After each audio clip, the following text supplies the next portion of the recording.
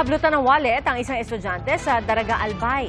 Tinangkapang tumakas ng suspect pero na-corner din ng ilang nasa lugar. Saksi, si Jessica Kalinog ng GMA Regional TV. Sa kuha ng CCTV, makikita ang pagtakbo ng isang lalaki patawid sa kalsada ng Daraga Albay.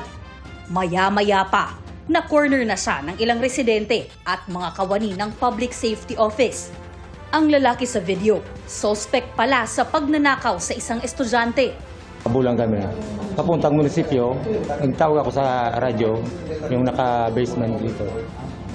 Saka inabangan din nila. Ayon sa pulisya, sinundan ng suspect ang biktima at nang makarating sa lugar na hindi nahagip ng CCTV, doon na nito hinablot ang wallet ng biktima na may lamang mahigit 5,000 piso. Agad namang nakahingi ng tulong ang biktima, kaya hinabol ng mga residente ang lalaki na nagtangkang tumakas. Nung nailing ko na, din ako lang bigla.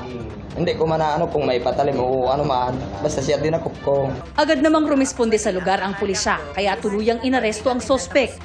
Sa ngayon, nasa kustudiya na ng mga otoridad ang suspect. Para sa GMA Integrated News, ako si Jessica Kalinog ng GMA Regional TV, ang inyong saksi.